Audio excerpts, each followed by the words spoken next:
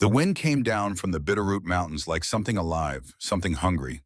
It tore through the pines surrounding Hank Garrison's cabin with a sound that resembled 1,000 voices, howling in unison, rattling the windows in their frames, shaking the tin roof until it groaned. Snow fell sideways, thick and relentless, turning the world beyond the glass into a white void. Inside the cabin smelled of whiskey and wood smoke. Empty bottles lined the coffee table like soldiers fallen in a war nobody won. Hank sat in his leather armchair, the one piece of furniture he'd kept from his old life, its surface cracked and worn smooth by decades of use. His weathered hands covered in faded tattoos that told stories he no longer wanted to remember, wrapped around the neck of a bottle. The amber liquid caught the dying light of the fireplace, swirling like trapped sunlight. He was 62 years old. His hair had gone silver, his beard thick and unkempt. His body carried the evidence of a life lived hard. Scars from knife fights ran along his forearms. His knuckles were permanently swollen from too many fists thrown in too many bars. His left knee clicked when he walked a souvenir from a motorcycle wreck on Highway 93 back in '94. He had lived more lives than most men, and he had ruined every single one of them. The cabin had been his refuge for 15 years. Tucked into the mountainside 5 miles from the nearest neighbor, accessible only by a single dirt road that became impassable when the snow came heavy. He had chosen this isolation deliberately. A man like Hank Garrison did not deserve the company of decent people. He had proven that often enough. Photographs gathered dust on the mantel above the fireplace. He never looked at them anymore, but he could not bring himself to take them down. They were ghosts he had chosen to live with. The television flickered silently in the corner, its blue light casting strange shadows across the motorcycle parts scattered around the living room. Wrenches, sockets, sets, cylinder heads, carburetor bodies. The anatomy of machines spread across every surface. It was easier to fix engines than to fix the things he had broken inside himself. Thunder cracked overhead like a gunshot, and Hank tilted the bottle back. The whiskey burned going down, but the burn was familiar, almost comforting. It was the only warmth he trusted anymore. That was when he heard it. 3 soft knocks, barely audible above the storm. He froze the bottle halfway to his lips. Nobody came up here. Not the mailman, not the neighbors, not anyone. He had made certain of that.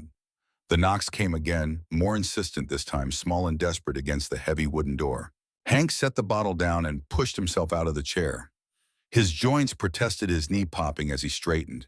He grabbed the baseball bat he kept by the door, old habits from a life where trust could get you killed.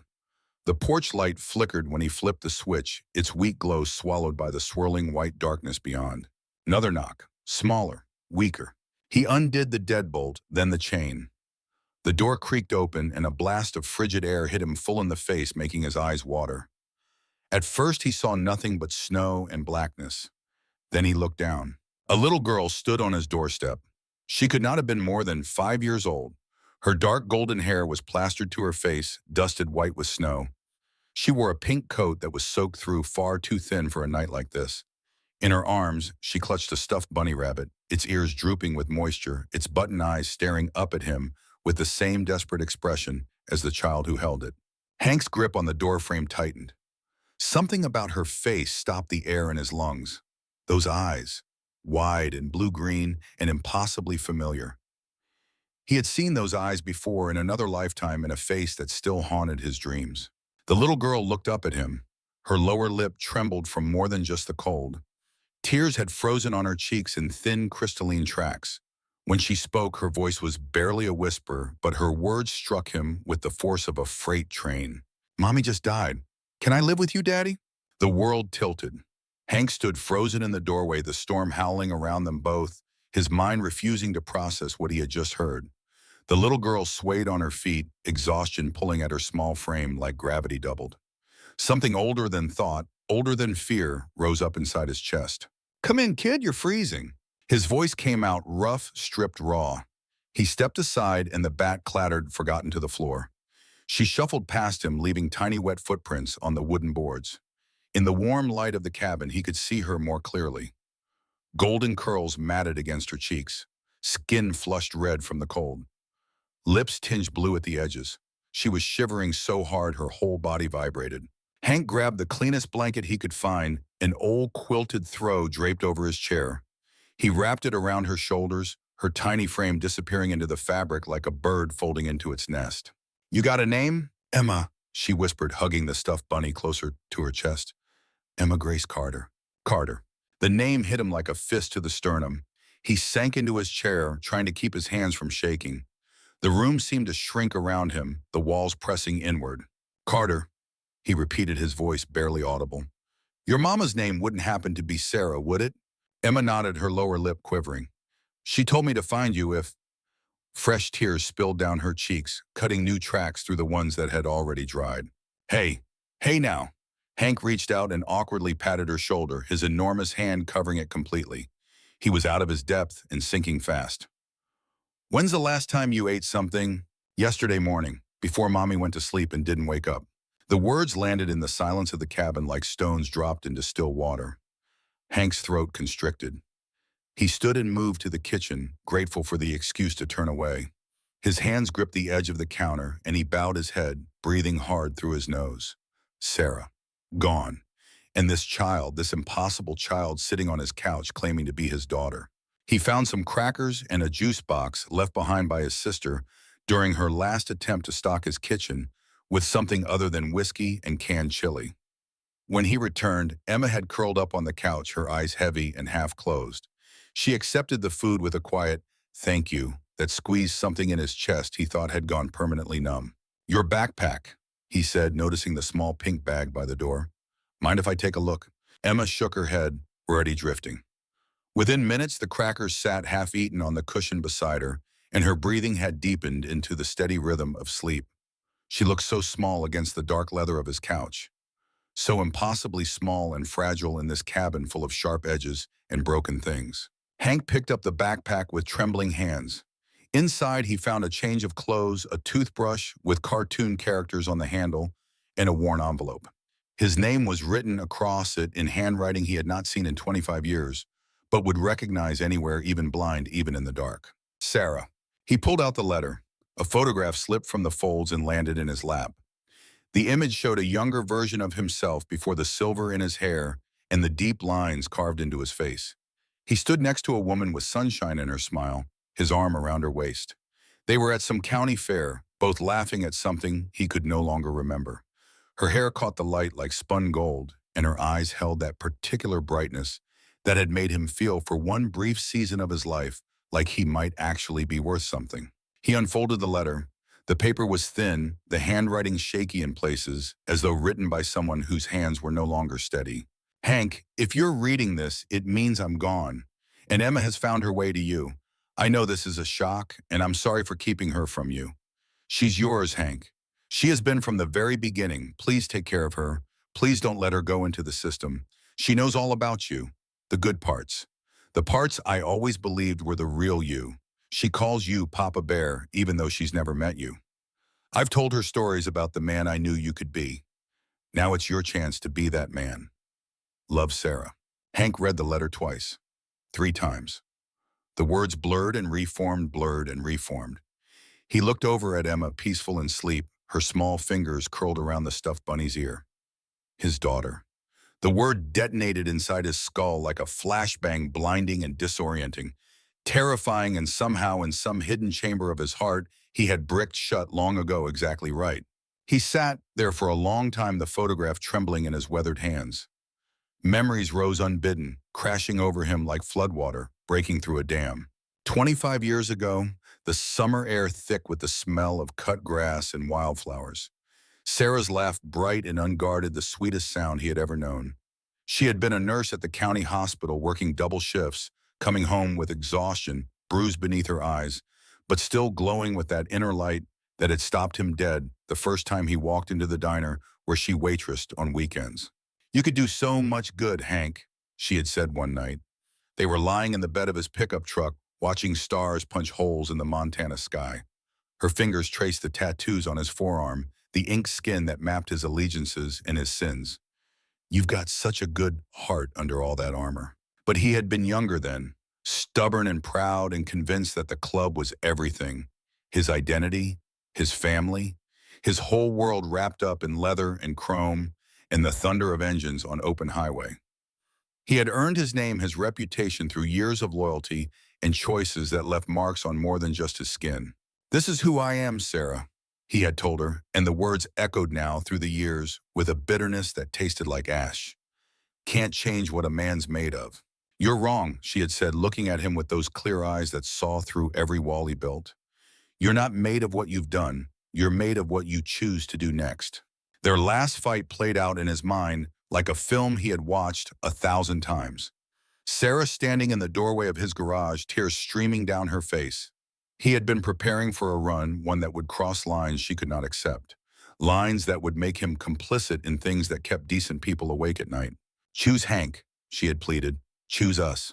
But he had not chosen her. He had watched her walk away. Her shoulders shaking with sobs she tried to muffle. And he had told himself it was better this way. That someone like him would only drag her down. That she deserved a man whose hands were clean. Now looking at the sleeping child on his couch, their child, the full weight of that cowardice pressed down on him until he thought his ribs would crack. Sarah had been carrying his daughter all this time, raising her alone, fighting cancer without him, making plans for after she was gone because she always knew that the time would come. Hank rose from his chair with the careful movements of a man carrying something fragile inside himself. He gathered Emma from the couch and she stirred against his chest, but did not wake. Her small arms found his neck instinctively, her fingers curling into the collar of his flannel shirt. The trust in that gesture nearly destroyed him. His bedroom was sparse. A bed, a dresser, a lamp. He laid her down and pulled the blankets over her, removing her damp shoes with hands that shook. The stuffed bunny stayed locked in her grip, guardian and companion. In the dim light from the hallway, he could see Sarah in every curve of her face. The cheek, the nose, the stubborn set of the jaw. But there was something of him there too, in the arch of her eyebrows, in the way her small fists clenched even in sleep as though ready to fight the world. Hank sank to his knees beside the bed. His rough hand hovered over her forehead, then gently smoothed back a stray curl. The gesture cracked something open inside him, something that had been sealed shut for decades. A fierce, primal protectiveness surged through his body like an electric current. I don't know what I'm doing, kid, he whispered, but I'll figure it out. I swear to God, I'll figure it out. He stayed there on his knees until the storm outside faded to silence, and the first gray light of dawn began to seep through the cabin windows. Morning arrived with the smell of burned pancakes and the sound of a child's laughter. Hank stood at his ancient stove spatula and hand flour dusted across his forearms like a second layer of tattoo. The kitchen counter, usually home to empty takeout containers and whiskey bottles, was now a battlefield of batter splashes and eggshell fragments. He had cleaned the bottles away before Emma woke, shoving them into a garbage bag with the urgency of a man hiding evidence. Can I have chocolate chips in mine? Emma asked from her perch on a stack of old motorcycle manuals he had placed on a chair so she could reach the table. Don't have any of those. Regular's going to have to do. He flipped another misshapen pancake onto a plate, grimacing at its charred edges. His hands so precise when rebuilding a transmission or adjusting valve clearances felt hopeless with his spatula. The batter had a mind of its own. Emma did not seem to mind. She swung her legs back and forth, clutching her stuffed bunny, while watching him with an expression of pure unearned adoration. That's okay. Mommy said you make the best pancakes. Hank nearly dropped the spatula. She said that, huh? Uh-huh. She told me lots about you. Emma smiled, revealing a gap where her front tooth should have been. She said you were like a big bear, scary on the outside, but really nice inside. Something twisted deep in Hank's chest, a pain that had nothing to do with his body. He turned back to the stove, pretending to concentrate on the bubbling batter, while behind him his daughter ate burned pancakes and hummed a song he did not recognize. And outside, the Montana sun climbed above the tree line, and the snow began to melt, dripping from the eaves in a steady rhythm that sounded like the ticking of a clock. When can we get my stuff from home? Emma asked between bites of syrup-soaked pancake. I need my princess dress and my books, and maybe we can paint my room pink. The words hit Hank like a series of small, precise blows. This child was already planning a future here, in this broken-down cabin with a broken-down man who could barely take care of himself most days. Listen, kid, he started, but Emma cut him off with the supreme confidence of a 5-year-old who had already decided how the world would work. I want to stay with you forever, Daddy.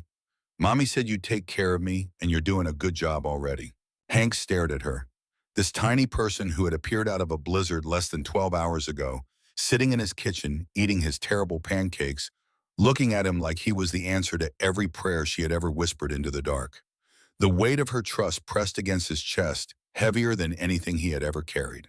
He opened his mouth to respond, though he had no idea what words would come out when three sharp knocks echoed through the cabin. Emma's face brightened. Maybe that's the mailman with my stuff. But Hank's instincts, honed by decades of watching his back, told him something different. He moved toward the door, positioning his body between it and Emma without thinking. When he opened it, a woman stood on his porch. Mid-40s, sharp-featured, wearing a dark business suit that looked profoundly out of place against the backdrop of snow-covered pine. Her brown hair was pulled back in a tight bun, and she held a leather portfolio against her chest like a shield. "Mr. Garrison." Her voice was clipped, professional, carrying the particular tone of someone accustomed to delivering bad news. "I'm Ms. Patricia Weld from Child Protective Services. We received an anonymous tip about a child in possible danger at this address. I'm here to check on the welfare of—" She consulted her notes. "Emma Grace Carter." The name landed in the morning air between them. Hank felt the ground shift beneath his feet. Ms. Weld sat on the edge of Hank's leather armchair, as though it might bite. Her eyes moved around the cabin with the precision of a surveillance camera, cataloging everything. The empty whiskey bottle he had missed still sitting on the end table beside the couch, the motorcycle parts on the living room floor, the general atmosphere of a space designed for a solitary man, not a child. "Mr. Garrison, the situation is quite clear," she said, opening her portfolio. "You have no documented legal relationship with this child. Without proper documentation, I cannot allow her to remain here." Emma crept out from the kitchen doorway, drawn by the strange voice. Hank felt her small hand slip into his, and the contact sent something electric through his arm, a surge of protectiveness so fierce it frightened him. "She's my daughter," he said. "Got the letter from her mother right here." He pulled Sarah's letter from his back pocket, but Ms. Weld shook her head. "A handwritten note, while touching, has no legal standing." She adjusted her glasses. "You have 72 hours to either produce legal guardianship papers or proof of paternity. Otherwise, I'll have no choice but to place Emma in the foster system until a suitable home can be found." 3 days. Hank's voice came out like gravel scraped across concrete. "That's not enough time to—" "It's standard procedure, Mr. Garrison." Ms. Weld's tone softened fractionally as she glanced at Emma. "I understand this is difficult, but we must ensure the child's safety and well-being." Emma's fingers tightened around Hank's hand. "I want to stay with Papa Bear," she whispered, and the nickname invented somewhere between the burned pancakes and this terrible moment pierced through every defense Hank had ever built. Ms. Weld's eyebrows rose at the name, but she maintained her composure. She stood and smoothed her skirt. "Here's my card. Contact the county clerk's office immediately to begin the process." She paused at the door. "And Mr. Garrison, clean up the alcohol. I'll be checking in regularly." After the silver sedan disappeared down the gravel driveway, Hank sat on the couch with his head in his hands. Emma climbed onto his lap, her small weight settling against him like an anchor dropped into turbulent water. "Are they going to take me away?" she asked quietly. "No." The word came out with a ferocity that surprised even him. "No, they're not." He spent the next several hours on the phone. Cell service was unreliable this far up the mountain, so he used the old landline, its cord stretching across the kitchen, as he paced. Each call led to another. The county clerk's office transferred him to Vital Records, who sent him to Family Services, who directed him back to the clerk. A maze of bureaucracy designed it seemed to exhaust anyone who entered it. Finally, as the afternoon light began to slant through the windows, he reached someone at the hospital where Sarah had worked. "Yes, we knew Sarah Carter." The nurse's voice was heavy with sadness. "She was one of our best. The cancer came back suddenly. Stage 4, she fought hard, but—" A pause that carried the weight of loss. "She passed just last week. We're all still in shock." "Did she have any family? Anyone who could help with Emma?" "No, Sarah was an only child and her parents passed years ago. She never married." The nurse hesitated. "She used to talk about Emma's father sometimes. Said he was the one who got away." After hanging up, Hank surveyed his cabin with new eyes. Beer cans in the recycling bin. Motor oil stains on the floor. A life arranged around solitude and slow self-destruction. Nothing about this place said home for a child. But there in the kitchen, Emma sat drawing with some old pencils she had found, humming softly to herself, her stuffed bunny propped against the sugar bowl. She had arranged the salt and pepper shakers on either side of the bunny like guards protecting a small queen. Already somehow she belonged here more than he did. Hank picked up Ms. Weld's card. 72 hours. The clock was ticking, and every second that passed brought the possibility of losing this child closer to reality. The next morning, Hank drove Emma to the First Grace Church in his old pickup truck. He had considered the motorcycle but decided against it. Not yet. The white clapboard building stood against the sky like something from another century, its steeple pointing upward with quiet conviction. Pastor June Holloway met them at the side door. She was in her late 60s, silver-haired, wearing a wool cardigan despite the warming day. Her eyes widened when she saw them, but she recovered quickly. "Emma, sweetheart," she said, kneeling down and opening her arms. Emma rushed into them, burying her face in the soft fabric. Pastor June looked up at Hank over the child's head, and in her expression he read surprised sorrow and something that might have been hope. "Sarah told me you might come," she said softly. "Come in, both of you." The office was warm and filled with colored light from the stained glass windows. While Emma settled at a small table with crayons and paper, Pastor June pulled open a desk drawer and removed a manila envelope. "Sarah knew she was dying," the pastor said quietly. "She made arrangements, prepared things. She handed the envelope across the desk. She left these for Emma and for you." Inside were several sealed letters, each marked with a date and occasion. For Emma's first day of school, for when you miss me most, for your first Christmas without me, for when Daddy finds you. Hank's hand shook as he opened the last one. Sarah's handwriting, once so firm and flowing, showed the tremor of illness in its lines. "My dearest Emma, your daddy has a rough outside but a heart worth gold. I've watched him from far away all these years. I've seen the man he's become, even if he doesn't know it yet. When you find him, and I know you will, he might be scared. He might try to push you away. That's what he does when things matter too much. But you have my strength in you, baby girl. You have my persistence. And you have something I never had. The innocent wisdom to see past all the walls grown-ups build." Hank carefully refolded the letter, unable to read more. His vision had gone blurry and the words were swimming. "She needs you," Pastor June said gently. "And maybe, just maybe, you need her too." That afternoon, Hank stood in the doorway of the cabin's spare room.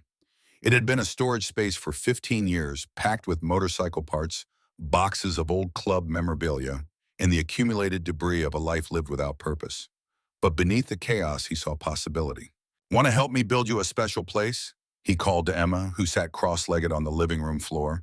Her face ignited, like a princess castle, more like a cozy corner, but we can make it special. They worked together for hours. Hank pulled out cedar planks he had been saving, their rich aroma filling the room like incense. His tools, worn smooth from years of use on engines, now cut and shaped wood for a bed frame. Emma handed him nails when he asked and held his tape measure with the seriousness of a surgical assistant. He hung old rally blankets on the walls, their patterns of eagles and mountain ranges transforming the space. He strung forgotten Christmas lights across the ceiling, creating a constellation of warm amber dots. From behind a stack of boxes, Emma discovered an old dream catcher, its web dusty but intact feathers still dangling from leather strips. "That was your mama's," Hank said, his voice catching. "She made it a long time ago." Together, they hung it above the bed. Hank lifted Emma so she could position it just right, her small hands adjusting until it caught the light from the window. He brought out his grandmother's quilt, stored away for decades, its patches telling stories of rodeos and wide Montana skies. He spread it over the mattress and smoothed out the wrinkles with a tenderness that would have been unrecognizable to anyone who knew the man he used to be. By evening, the room had been transformed. Christmas lights twinkled like earthbound stars. The dream catcher cast delicate shadows on the cedar walls. Emma's stuffed bunny sat enthroned on the pillows like a sentinel. "Good night, Papa Bear." Emma yawned as Hank tucked her in his large hands, impossibly gentle, against the quilt's soft fabric. He turned to leave but stopped at her next words, spoken in a voice already thick with sleep.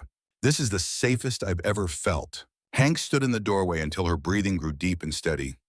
Only then did he let the tears come silent and hot, falling into his silver beard, while he guarded her dreams against whatever darkness the night might bring. The elementary school's bright hallways felt like a foreign country to Hank as he stood at the registration desk the following morning. His leather vest and tattoos drew stares from every parent who passed, their eyes lingering on the ink that crawled up his neck and disappeared beneath his collar. Emma held his hand, bouncing with an excitement that seemed to belong to a different universe than the one he currently inhabited. Name, the secretary asked, peering over her glasses with an expression that hovered between curiosity and alarm. Hank Garrison. Here to enroll my... He paused, the words still feeling new and fragile in his mouth. My daughter Emma. Two mothers waiting nearby exchanged glances and whispered behind their hands. Hank straightened his shoulders and stared straight ahead. Birth certificate, proof of residence, immunization records, the secretary rattled off. Hank produced the folder Pastor June had helped him assemble. His hands, accustomed to greasy engine parts and heavy tools, fumbled with the delicate papers. Mommy kept all my shots up to date, Emma announced proudly. She said it's important to be healthy.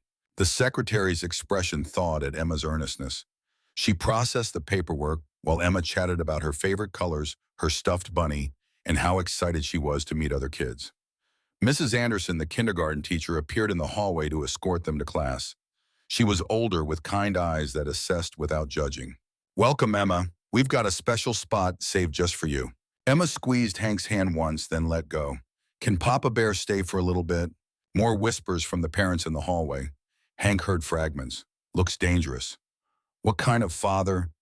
He set his jaw and followed Mrs. Anderson into the classroom. 20 small faces turned to stare as he ducked through the doorway. Mrs. Anderson gestured to a tiny chair beside Emma's assigned seat. Hank lowered himself onto it, his knees rising nearly to his chest, his frame comically oversized in the miniature furniture.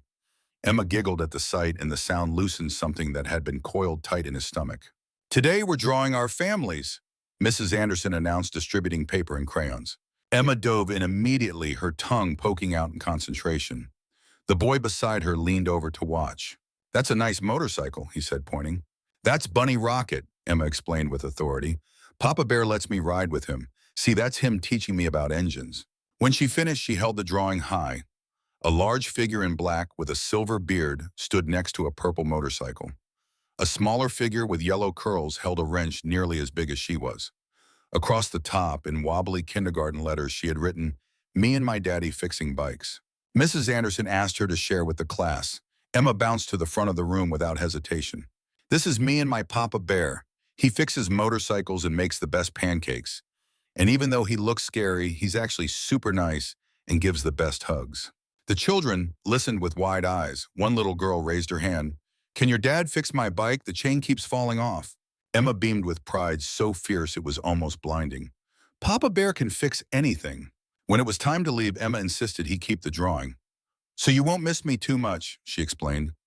Hank folded the paper carefully and tucked it into his wallet right behind his driver's license, where he would see it every time. That evening, with Emma asleep on the couch after her first day of school, Hank sat at the kitchen table with Sarah's letter spread before him.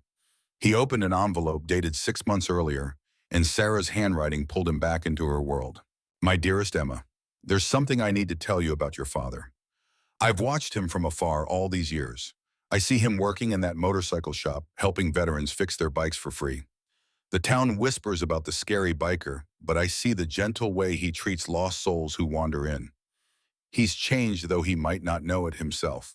The paper crinkled in his grip. He forced himself to loosen his hold. So many times I nearly walked into his shop. So many times I almost told him about you. But fear held me back. Not fear of him, but fear of rejection. Fear that he wasn't ready. Maybe that was wrong of me. Maybe I should have been braver. A tear hit the paper. Hank wiped it away quickly, protecting the ink. You'll need to be brave, my sweet girl. Braver than I was. Your father has a good heart beneath all those layers. I've always known that. I'm sorry I won't be there to see you together. But know that every decision I made was out of love. Love for you, and yes, love for him too. That never changed. He set the letter down and moved to the fireplace. The flames threw shadows across the walls, and in the dancing light, he could see Sarah's face as clearly as if she were standing before him.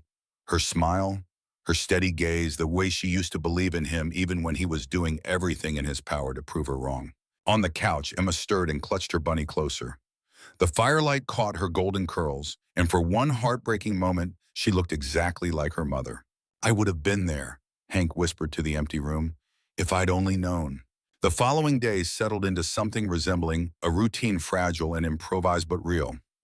Hank rose before dawn each morning, a habit from decades of early rides, except now, instead of reaching for a bottle, he reached for the coffee pot. He would stand at the kitchen window watching the sky lighten over the mountains, listening for the soft padding of Emma's feet on the hallway floor. She always appeared at the same time dragging her stuffed bunny by one ear, her golden curls a tangled halo around her sleepy face.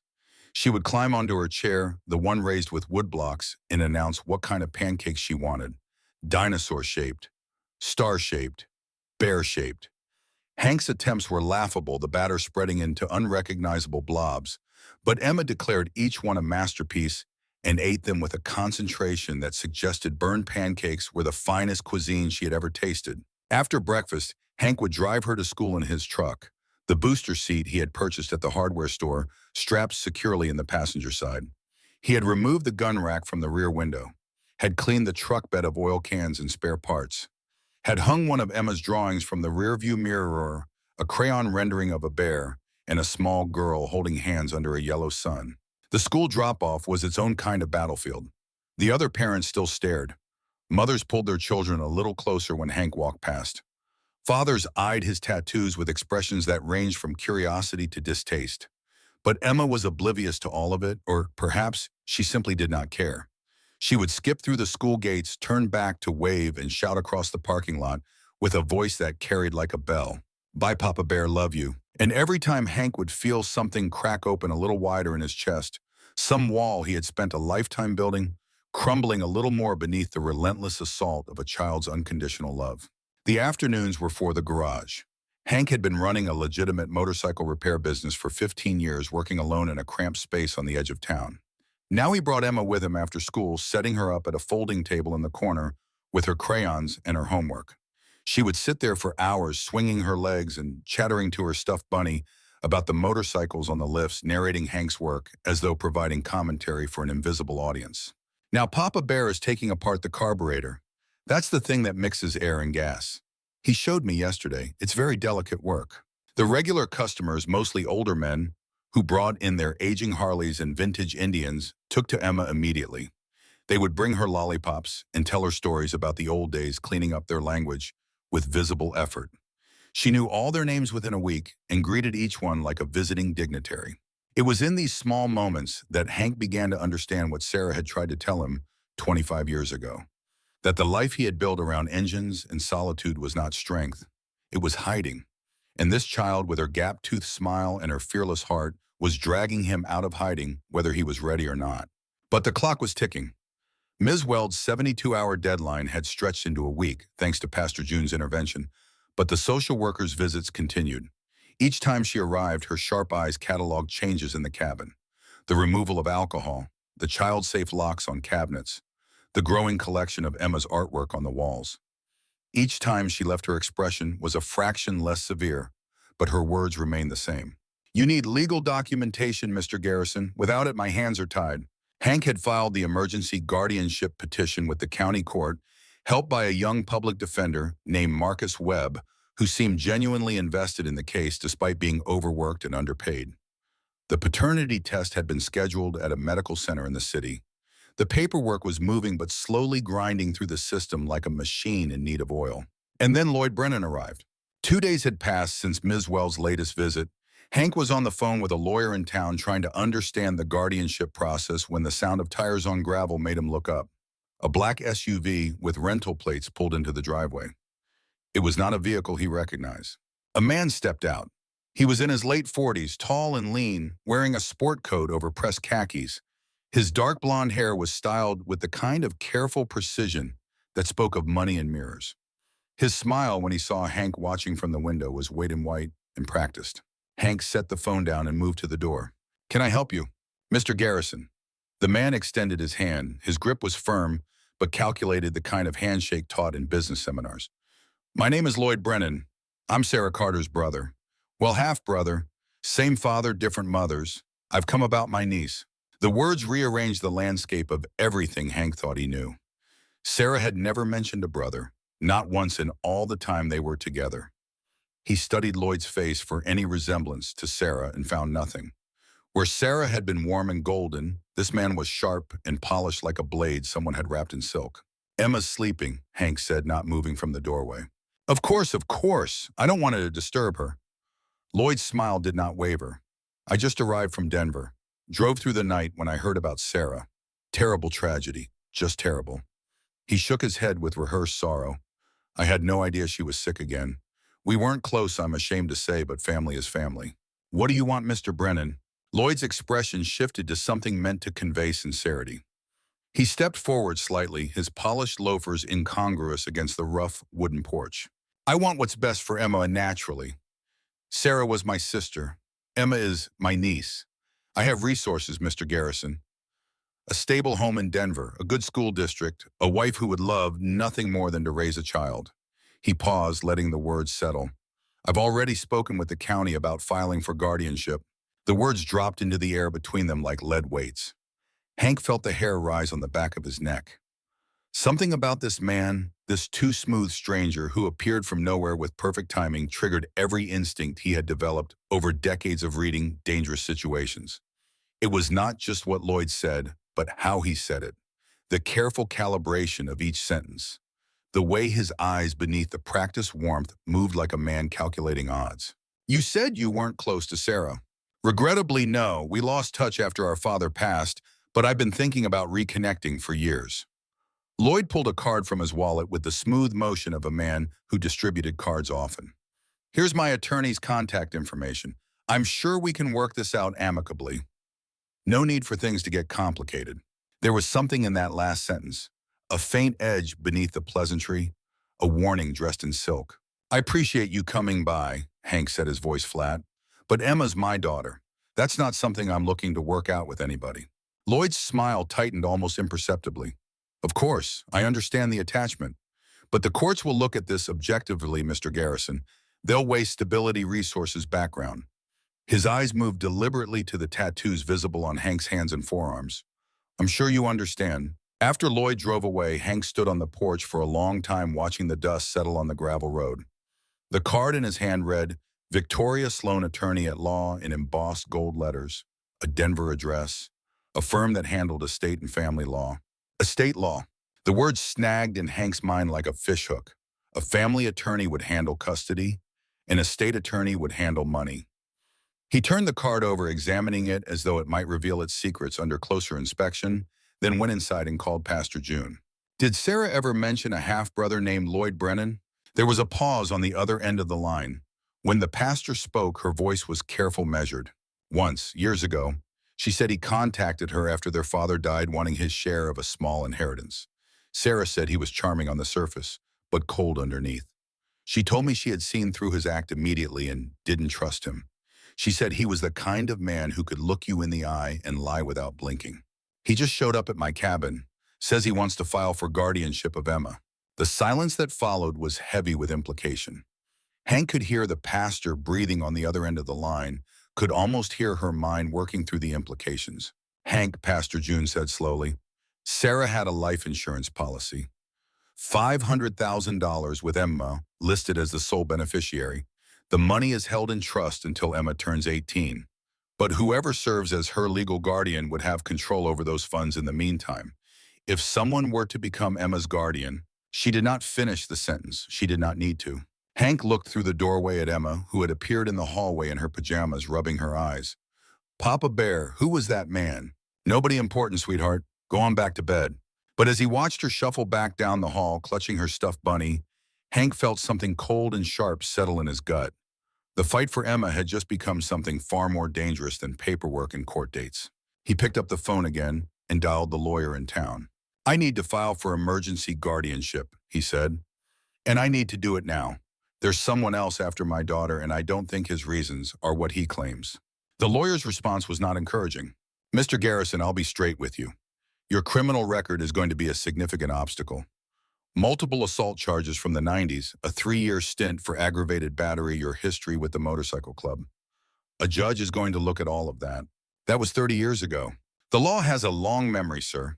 And if this Lloyd Brennan has a clean record and financial stability, the court may view him as the more suitable guardian. I'm not saying it's right, but I'm telling you how it works. Hank hung up and sat in the dark kitchen for a long time. Outside, the Montana wind had picked up again, moaning through the pines. Emma's steady breathing drifted down the hallway from her room, soft and trusting as a prayer. He thought about Sarah's letter, about the man she believed he could be, about the choices that had defined his life, and the one choice that stood before him now towering and terrifying and absolutely clear. He would fight, not with his fists, not with the weapons of his old life.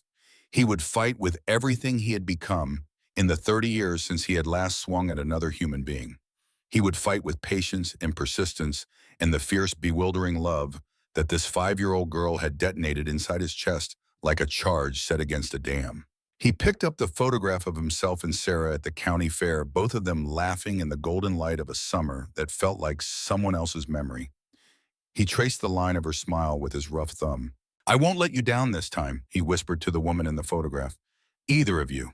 Then he went to Emma's room and sat in the old wooden chair beside her bed, watching the Christmas lights twinkle on the ceiling and the dream catcher turn slowly in the warm air.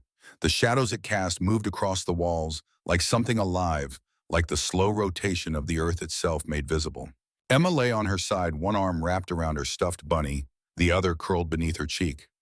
Her breathing was so soft it was barely audible, a quiet rhythm that had become in just a handful of days the most important sound in Hank's world. More important than the rumble of a Harley engine on an open road. More important than the roar of a crowd at a rally. More important than any sound he had ever known. He thought about all the nights he had sat alone in this cabin, drinking himself toward oblivion, convinced that he deserved the emptiness. All the mornings he had woken to silence and told himself that silence was what he wanted. All the years he had spent building walls out of solitude and whiskey and the myth that he was too far gone to deserve anything better. And then this girl had knocked on his door. 3 small knocks in a storm. That was all it took to demolish everything he had built to keep the world out. 3 knocks and a pair of eyes that carried the ghost of the only woman who had ever seen past the scars and the ink and the reputation to the terrified man underneath. Hank reached out and adjusted the blanket around Emma's shoulders. She stirred slightly, mumbling something unintelligible, then settled deeper into sleep. He pulled his hand back and clasped it with the other in his lap, sitting perfectly still. Outside, the Montana night pressed against the cabin windows like a living thing. The wind had died, and in the absence of its voice, the silence was enormous, stretching out in every direction to the edges of the wilderness. Somewhere in the darkness, an owl called. Somewhere further away, a coyote answered. And somewhere out there in a hotel room in the nearest town, Lloyd Brennan sat at a desk with a laptop open and a phone pressed to his ear, his polished smile gone replaced by the hard expression of a man running numbers. Victoria Sloane's voice came through the receiver, sharp and strategic, laying out the legal roadmap for taking custody of a 5-year-old girl from a man whose past was a weapon they could wield without mercy. Hank did not know this. He could not hear the quiet machinery of Lloyd's ambition beginning to turn. But he felt it. The same instinct that had kept him alive through decades of dangerous living now hummed like a plucked wire in his chest, warning him that the real fight had not yet begun. He stayed in that chair beside Emma's bed through the long hours of the night, standing guard over his daughter's sleep, watching the dream catcher spin its slow circles in the dark, and he did not move until the first light of dawn crept across the mountains and turned the snow on the peaks to gold. The morning Hank drove Emma to the city for the paternity test, the sky was the color of old steel. Low clouds pressed down on the mountains, and the air carried that particular sharpness that meant more snow was coming. He had borrowed a truck from the garage, deciding the motorcycle was not suitable for a trip that could determine the rest of their lives. Emma sat beside him in her booster seat, her stuffed bunny buckled in alongside her with the seatbelt stretched across both of them. She hummed along to a country song on the radio, her small voice rising and falling, with the melody occasionally inventing lyrics when she did not know the real ones. "Papa Bear." Her voice cut through the music like sunlight through a crack in the clouds. "Yeah, sweetheart. Where are we going again?" Hank adjusted his grip on the steering wheel. His knuckles were white. "Just going to see a special Dr. Kiddo. Remember what I told you? It's to make everything official. Like paperwork. Like when I got my shots." She hugged the bunny closer. "Sort of, but this is much easier. They're just going to take a tiny bit of spit from both of us. No needles. Promise." The city rose on the horizon, its buildings gleaming dully under the overcast sky. Emma pressed her face against the window, watching the landscape transform from open range to suburbs to concrete and glass. She had spent her entire short life in small towns, and the scale of the city made her eyes go wide. "It's so big," she whispered, as though the buildings might hear her and take offense. The medical center was all glass and steel, its lobby vast and cold. Hank felt immediately out of place, his boots too loud on the polished floor, his frame too large for the sleek modern furniture. Emma's hand found his as they walked through the automatic doors, her small fingers wrapping around two of his, with the grip of someone who had learned early that the world could be an unreliable place. The waiting room hummed with the soft sounds of a medical facility, keyboards clicking, pages turning, the distant beep of equipment. Emma swung her legs back and forth on the oversized chair, while Hank filled out paperwork, his handwriting careful and deliberate on the forms. Each question felt loaded. Relationship to child, medical history, prior addresses. Mr. Garrison, a technician, appeared in the doorway, her smile professional and warm. And you must be Emma. This won't take long at all. The procedure was simple. Cotton swabs rubbed against the inside of their cheeks. Emma giggled at the ticklish sensation, and even Hank had to admit it was less intimidating than he had feared. His hands, however, did not stop trembling until they were back in the truck and the medical center was shrinking in the rearview mirror. Results should be ready in about 3 days, the technician had said. 3 days, 72 hours of not knowing, of wondering, of hoping. But the truth was, Hank already knew. He had known since the moment he opened that door in the storm and looked down into a pair of eyes that belonged to the only woman he had ever loved. Biology was just paperwork. The real proof was in the way Emma's hand fit inside his, in the way she said Papa Bear, like it was the most natural word in the world, in the way she had walked into his ruined life and started rearranging the furniture. On the drive home, Emma was unusually quiet. The city skyline shrank behind them and the familiar landscape of rolling hills and scattered pine returned. Hank glanced at her in the rearview mirror and saw something that stopped the air in his lungs. She was crying. Silently, the tears running down her cheeks in thin streams, her lower lip caught between her teeth. Hey! He pulled the truck to the shoulder and killed the engine. Hey, what's wrong? What if the test says no? Her voice was barely a thread of sound. What if it says you're not my daddy? The question hit him like a physical blow. He unclicked his seatbelt and turned to face her, taking both her small hands in his massive ones. Listen here, kid. His voice was rough but steady, carrying the weight of absolute conviction. A test is just a piece of paper. It doesn't change what's real. And what's real is that you're my girl and I'm your Papa Bear, and nothing on this earth is going to change that. You mean it? Her lip trembled. I mean it. You're stuck with this old bear no matter what any test says. She launched herself across the center console and into his arms, and he held her there in the cab of the truck on the side of a Montana highway, traffic passing in both directions, the sky pressing down gray and heavy above them. And he thought that if this was what it meant to be a father, then he had wasted 30 years of his life being afraid of the best thing that could have happened to him. The rejection letter arrived on a Tuesday. Hank was standing at the mailbox, the morning air sharp with the smell of pine and approaching weather. Among the usual stack of bills and junk mail, an official envelope from the county courthouse carried the weight of a verdict. He tore it open right there in the driveway, his weathered hands shaking. The legal language was dense, but the message was as clear and cold as a blade. Request denied. Phrases jumped out at him like punches. Prior felony conviction. Concerns about suitable guardian. Criminal history inconsistent with the best interests of the child. Insufficient demonstration of parental fitness. He read it twice, hoping somehow the words would rearrange themselves into something different. They did not. His past, the mistakes he had made 3 decades ago, was reaching through time like a hand from a grave, grabbing him by the throat. 30 years. 30 years of staying clean, of rebuilding his life, one engine at a time, of trying to do right by the world, even when the world did not notice or care.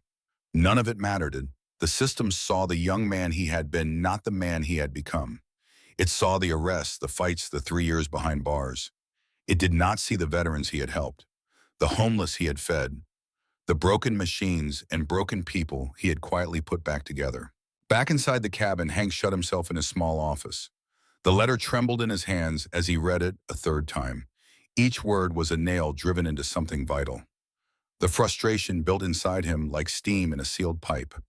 Memories of Sarah, of their lost years, of the decades he had spent running from himself while his daughter grew up without him. This ain't right, he growled, his voice thick and ragged. This ain't goddamn right. His fist hit the wall before his brain registered the decision to swing. The drywall buckled, caving inward with a sound like a muffled gunshot. Pain flared through his knuckles, sharp and immediate, but it was nothing compared to the agony that radiated from his chest outward. Then he heard it, the sound of small, quick breaths, frightened breaths. He turned slowly, dread pooling in his stomach. Through the partially open door, he saw a flash of golden hair and a pair of wide, terrified eyes. Emma stood in the hallway, her stuffed bunny pressed against her chest like a shield. She had seen everything, the rage, the violence, the wall caving under his fist. The anger drained out of him so fast it left him dizzy. He stared at his hands still pressed against the damaged drywall knuckles, already swelling, and felt the full weight of what he had done, not to the wall, to the look in his daughter's eyes. Emma, he started, but she was already backing away, her small feet shuffling on the wooden floor. Emma, wait. She turned and ran. Hank found her room empty. The back door was open, letting in a blade of cold air. His heart seized. He searched the cabin, the bathroom, the garage, the workshop. Nothing. Her small pink backpack was gone from its hook by the door. Her boots were missing from the mat. The Montana wilderness stretched in every direction, vast and indifferent, and somewhere in it, a 5-year-old girl was running from the one person who had promised to keep her safe. Hank was on the motorcycle before conscious thought caught up with action.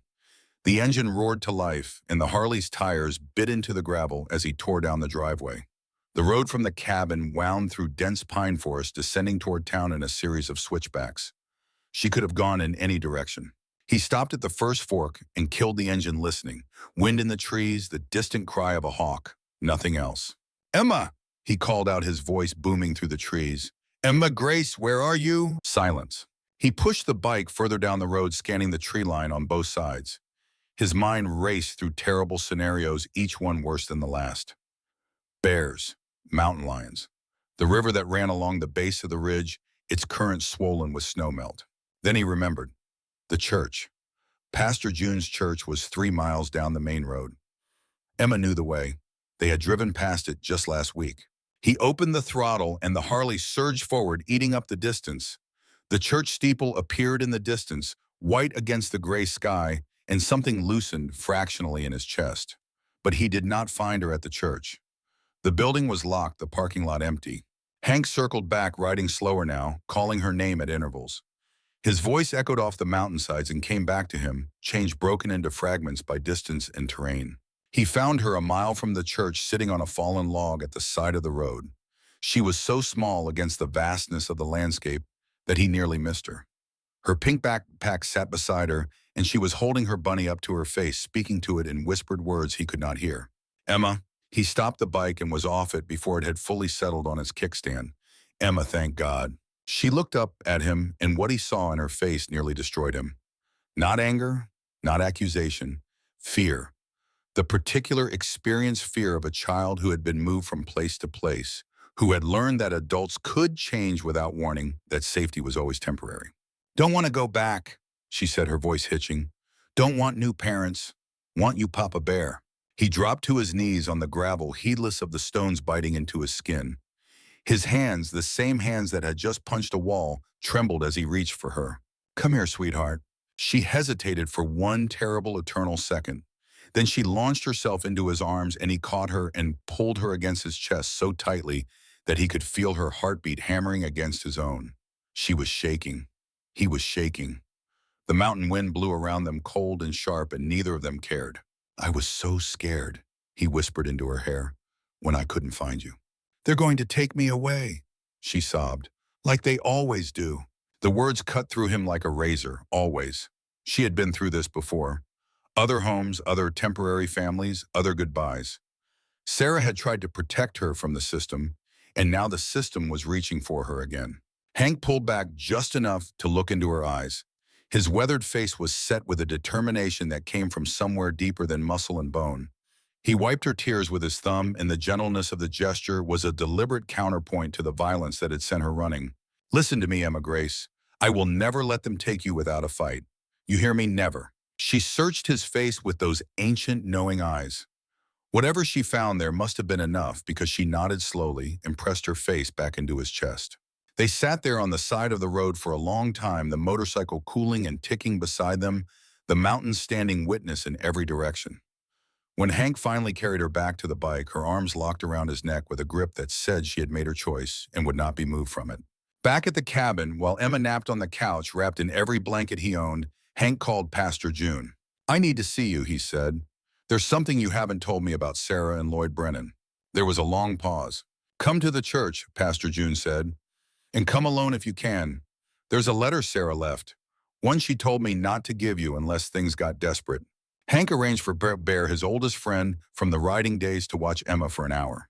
Bear arrived on his motorcycle, a mountain of a man with a salt and pepper beard and hands like dinner plates. But his voice dropped to a whisper when he saw Emma sleeping. "She okay?" "She ran," Hank said, the words tasting like ash. "Because of me." Bear studied his friend's face, the swollen knuckles, the haunted eyes. "Go," he said simply. "I've got her." Pastor June was waiting in her office. The colored light from the stained glass fell across her desk in patches of red and gold and blue. She looked older than she had a week ago, as though the weight of the secret she carried had aged her overnight. She held a sealed envelope. Sarah's handwriting on the front read, "For Hank, only if Lloyd comes." "She knew," Hank said, sinking into the chair across from the desk. "She knew he'd come." Sarah was dying, but her mind was sharp until the very end. She anticipated everything. Pastor June handed him the envelope. "She made me promise not to give you this unless Lloyd surfaced. She didn't want to burden you with it if it wasn't necessary." Hank opened the letter. Sarah's handwriting was steadier in this one, written earlier in her illness, when her hands still obeyed her. "Hank, if you're reading this, it means Lloyd has found out about Emma. I need you to know the truth about my half-brother. When I was first diagnosed with cancer 3 years ago, I reached out to Lloyd. He was my only living relative, and I thought maybe despite our history he would help. He came to see me. He brought flowers and sympathy and all the right words. Then he asked about my finances, about my insurance policies, about what would happen to my assets if I died." Hank's jaw tightened as he read on. "When I told him I had a life insurance policy for Emma, his entire demeanor changed. He started talking about guardianship, about how he could manage Emma's trust, about investment opportunities. I saw right through him, Hank. He didn't care about me. He didn't care about Emma. He cared about the money. I asked him to leave and never contact us again. He called me ungrateful. Said I'd regret shutting him out. I never heard from him after that, but I knew. I knew that when I was gone, he would come back." The letter continued, Sarah's words growing more urgent. "Lloyd has debts, Hank. Gambling debts, business failures, a lifestyle built on credit and appearances. He is not what he seems. Do not let him anywhere near our daughter. I chose you for a reason. Not because you're perfect, but because your heart is real. Lloyd's heart is a ledger. Please, Hank, keep her safe from him." Hank set the letter down. His hands were shaking, but not with anger this time. With purpose. "We need to take this to the court," he said. Pastor June nodded. "There's more. Sarah also left me copies of emails Lloyd sent her asking about the insurance policy, and records showing he tried to contest their father's will years ago, claiming Sarah had received more than her share. Can this help my case? It can complicate his. And right now, that might be enough." Hank stood the letter gripped in his hand like a weapon, but at the door he stopped. "Pastor June, the guardianship petition was denied. My record killed it." "I know." Her voice was steady. "That's why we need to go bigger. We need the community behind you, Hank. Not just testimonials. A showing. The judge needs to see that you're not a man living in isolation. You're part of something. A community hearing, more than that. A demonstration of who you really are. The people who know you, who've seen what you do, who can speak to the man behind the record." She paused. "This town owes you more than it knows. It's time to collect." The community center was not designed for the number of people who showed up. Folding chairs filled every available space, and still people stood along the walls and spilled into the hallway. The fluorescent lights hummed overhead, casting their flat, unforgiving brightness over a gathering that carried the energy of a revival meeting. Pastor June stood at the front, her silver hair gleaming, her posture straight.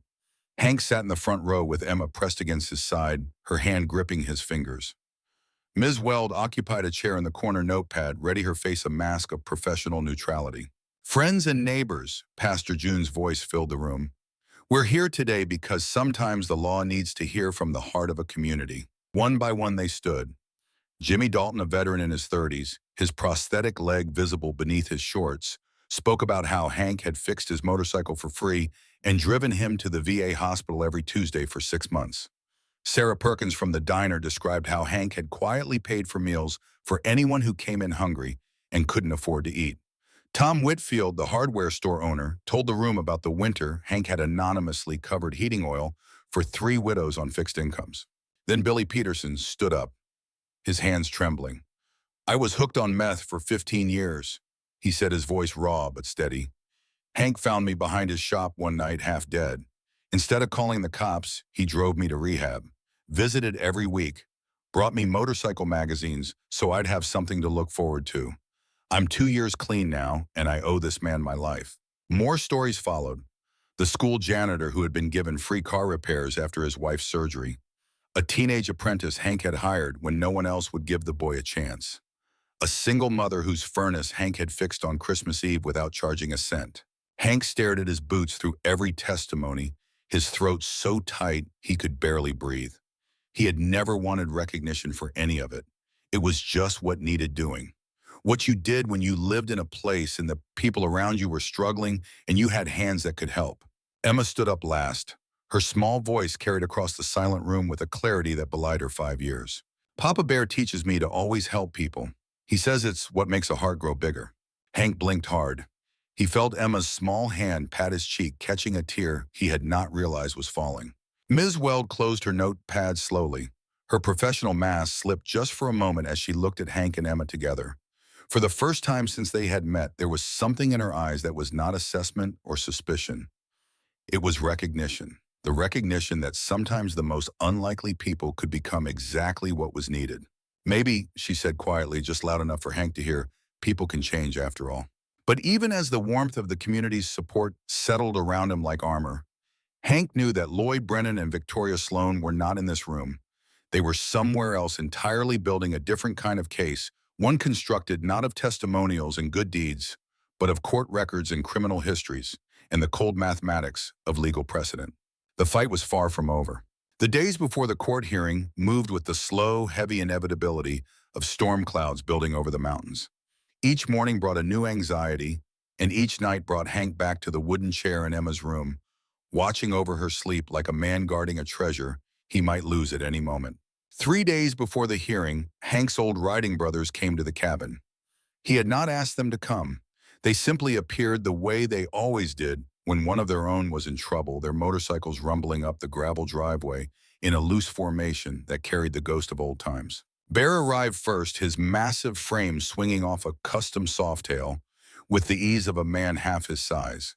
Then Wrench, lean and quiet, a mechanic who could rebuild a panhead engine blindfolded.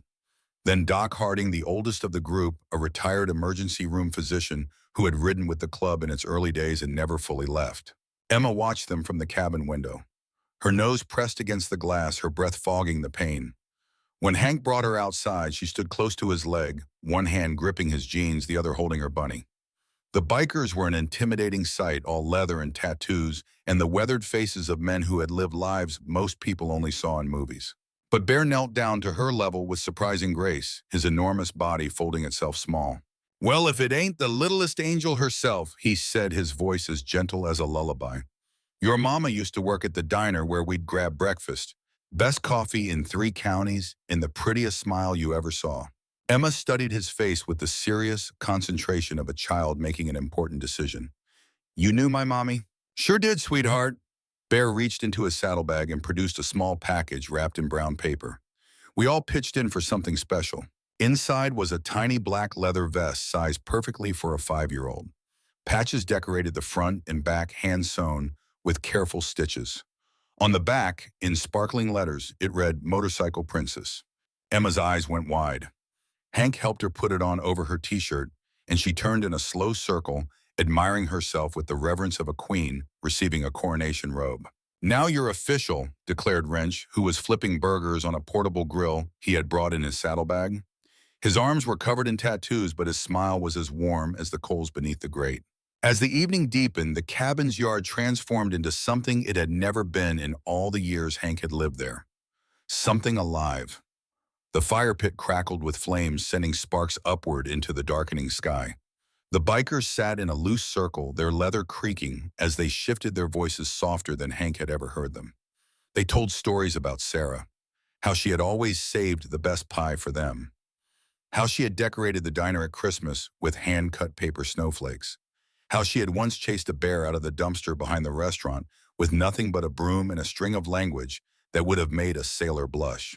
Your mama had the kindest heart, Doc Harding told Emma, who sat perched on his knee, her new vest glinting in the firelight. And the strongest spirit, just like you, little one. Hank watched from his chair, feeling something he had not felt in decades. Belonging. These men who had ridden with him through the darkest years of his life, who had seen him at his worst and stayed anyway, now gathered around his daughter like protective uncles. They had traded their beer for root beer, cleaned up their language, and shown a tenderness he had forgotten they possessed. As night settled fully over the mountains, they brought out marshmallows. Wrench taught Emma the precise technique for achieving a golden brown exterior without catching fire, a lesson he delivered with the gravity of a master craftsman passing on sacred knowledge. Emma listened intently, then proceeded to burn 3 marshmallows in a row and declare each one perfect. One by one, the bikers said their goodbyes, each giving Emma a careful hug and promising to return. The rumble of motorcycles faded down the mountain road, leaving behind the peaceful sounds of crickets and the popping of dying embers. Emma yawned and curled up in her camp chair. Hank draped his old leather jacket over her like a blanket, and she burrowed into it immediately, breathing in the scent of leather and motor oil. Papa Bear. Yeah, sweetheart. Are those men going to come to the court thing? Yeah, I think they will. Good. She yawned again, her eyes half closed. They can tell the judge that you're a good daddy. Hank looked up at the vast Montana sky, its stars scattered like promises someone had thrown across the darkness. His throat was too tight to speak. The night before the hearing, neither Hank nor Emma could sleep. The cabin felt charged with a current that made the air feel heavy and electric. Hank had laid out his best clothes on the bed, a white button-down shirt that Pastor June had ironed for him, dark pants, a tie he had purchased at the general store still stiff with newness. He had trimmed his beard and cut his hair, looking at himself in the bathroom mirror and seeing a stranger, a man trying to become something the world would accept. Emma appeared in his bedroom doorway, her stuffed bunny dangling from one hand. Can't sleep either. She shook her head. Come on then. He gathered every blanket in the cabin and carried them to the back deck, creating a nest of warmth on the wooden boards. Emma snuggled close to his side, wrapped in his leather jacket, and they looked up at the sky together. Look, Papa Bear, a shooting star. She pointed upward, her small finger tracing the path of a streak of light that burned across the darkness and disappeared. Make a wish, sunshine. She squeezed her eyes shut, whispering something too quiet for even the wind to catch. When she opened them, she turned to face him with an expression that belonged to someone much older than 5. I don't need to wish anymore, she declared. You're my forever home now. What do you mean by that, kiddo? She sat up cross-legged on the blanket, her golden curls catching the starlight. Mommy used to say home isn't just a place, it's where your heart feels safe. She patted his arm with her small hand. My heart feels safe with you, Papa Bear. The lump in his throat made it hard to speak. He had spent years on the road searching for something he could not name. All that time home had been what he was running from, not toward.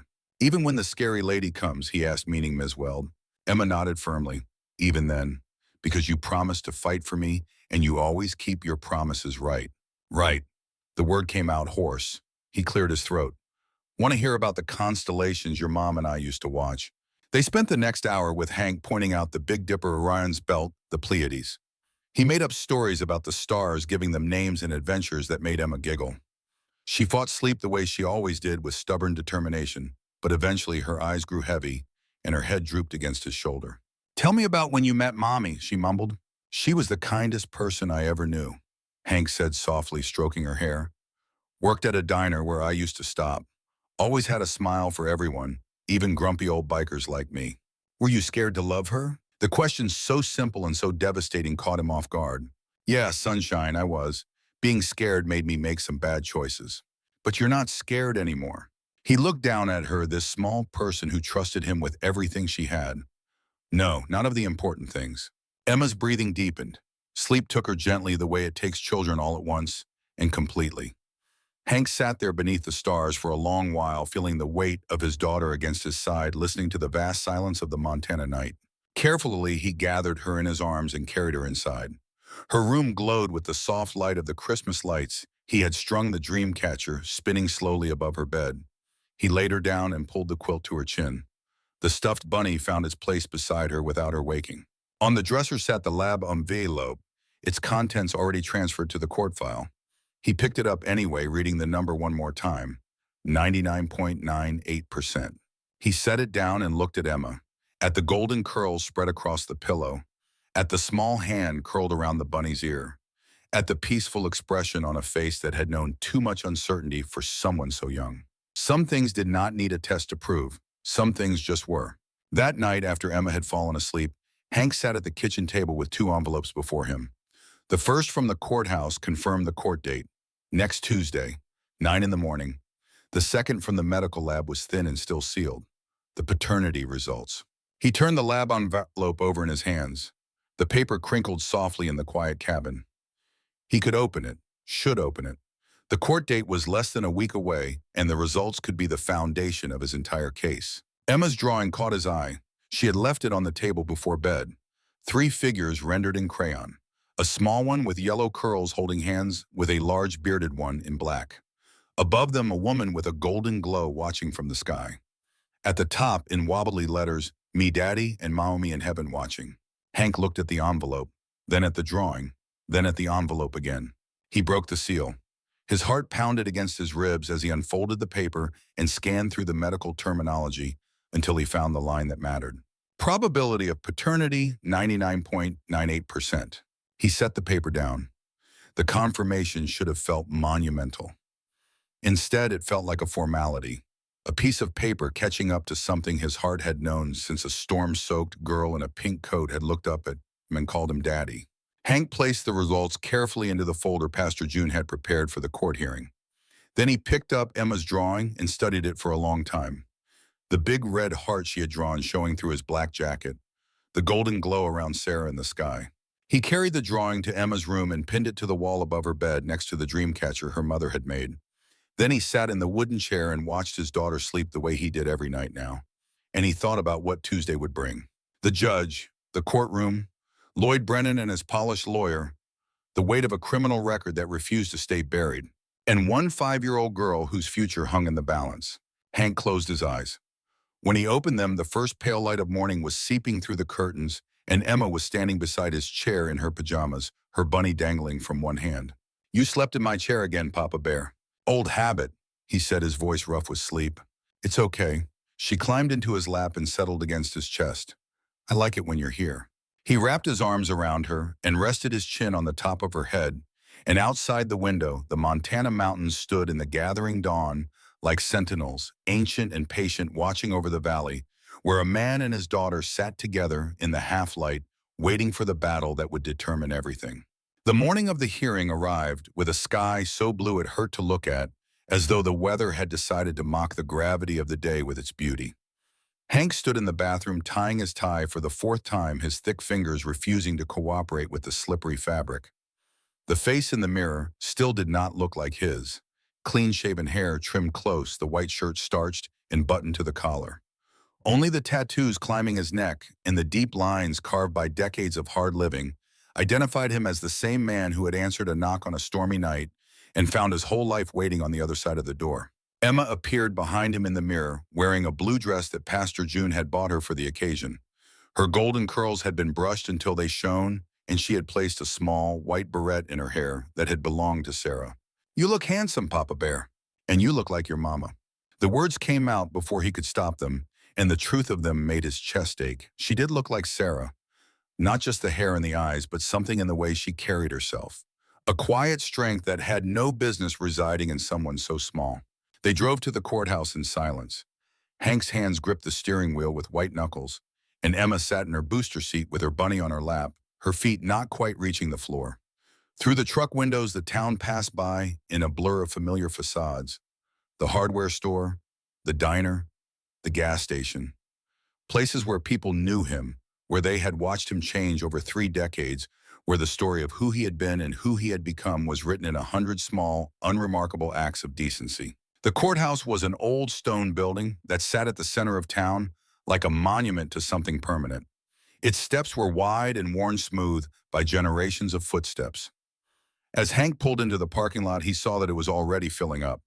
Trucks and motorcycles and ordinary sedans lined the curbs and overflowed into the side streets. Pastor June met them at the bottom of the steps. She wore a dark blue dress and carried a leather folder thick with documents. Her expression was calm, but her eyes held the focused intensity of someone who had come prepared for war. "The courtroom is packed," she said. "Half the town is here." And Lloyd, inside with his lawyer, they arrived early. Pastor June paused. "Victoria Sloan is good, Hank. She's aggressive and she's done her homework. She's going to come at you hard." "I know, but we have something she doesn't." Pastor June looked down at Emma, who stood between them holding both their hands. "We have the truth." They climbed the steps together. At the top, Hank paused and looked back at the town spread out below them, the mountains beyond, the vast song arching overhead. He had lived in this place for 30 years, hiding from the world and from himself, and now the world had come to his doorstep and demanded that he stand up and be counted. Inside the courthouse, the hallway smelled of old wood and floor polish. Their footsteps echoed as they walked toward the courtroom doors. Through the narrow windows set into the doors, Hank could see the rows of faces. His writing brothers in their cleanest clothes, the diner owner, the hardware store owner, parents from Emma's school, Ms. Wells seated in the corner with her ever-present notepad, and in the front row on the opposite side, Lloyd Brennan in a tailored navy suit, his hair perfect, his expression one of practiced concern. Beside him sat Victoria Sloan, a sharp-featured woman in her 50s with silver-streaked hair, and the kind of posture that suggested she had never lost a fight and did not intend to start now. Lloyd saw Hank through the glass. Their eyes met. Lloyd's expression shifted almost imperceptibly, the mask of family concern sliding for just a fraction of a second to reveal something harder underneath, something calculating. Then the mask was back, and he leaned toward Victoria Sloan to whisper something that made her nod. Hank felt Emma's hand tighten around his fingers. "Papa Bear, are you scared?" He looked down at her, at those eyes that held the echo of every person he had ever loved and lost, at the blue dress and the white beret and the stuffed bunny clutched against her chest like a talisman. "A little bit," he admitted. "That's okay," she said. "Mommy said being brave doesn't mean you're not scared. It means you do the right thing even when you are." Hank crouched down so that his face was level with hers. The hallway was empty now, everyone else already inside.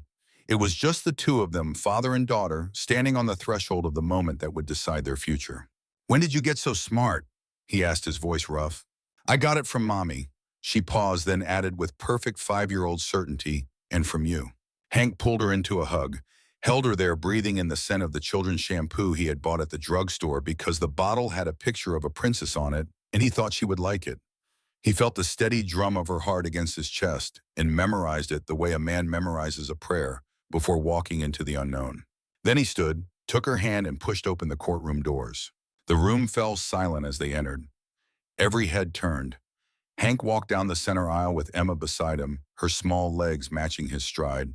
Step for step, her chin tilted upward with a defiance that was pure Sarah.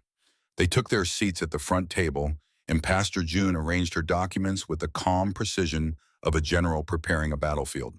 Across the aisle, Lloyd Brennan settled into his chair and adjusted his cufflinks. Victoria Sloan opened a leather binder thick with papers and tabbed with colored flags. The evidence of Hank's past organized and indexed and ready to be deployed. The bailiff stepped forward. "All rise," the Honorable Judge Margaret Crawford presiding. The courtroom rose as one. The judge entered through a side door, her black robes flowing. She was in her 60s with steel gray hair, cut short, and eyes that missed nothing. She took her seat, surveyed the packed courtroom with an expression that suggested she had seen everything and was surprised by none of it, and brought her gavel down once. "Be seated. In the matter of guardianship for Emma Grace Carter, this court is now in session." Hank's heart hammered. Emma reached for his hand under the table and held on tight. The battle had begun. Judge Margaret Crawford studied the papers before her with the unhurried deliberation of someone who understood that the decisions made in this room would echo through a child's entire life. The courtroom was silent except for the soft whir of the ceiling fan and the occasional creak of wooden benches as the assembled crowd shifted in their seats. "We'll begin with the petitioner," the judge said, looking toward Lloyd Brennan's side of the room. "Ms. Sloan, you may present your client's case." Victoria Sloan rose with the fluid confidence of a woman who had spent decades in courtrooms and knew how to command every square inch of one. Her silver-streaked hair was pulled back, her suit impeccable, her expression one of restrained authority. Your Honor, my client Lloyd Brennan is the maternal uncle of Emma Grace Carter. He is a successful business consultant with a stable home in Denver, Colorado. He has the financial resources, the residential stability, and the family structure to provide Emma Mom with the secure upbringing she deserves. She paused, letting the words settle. In contrast, the current petitioner for guardianship, Mr. Hank Garrison, presents a deeply concerning profile. She opened her binder and began. The details fell like hammer blows.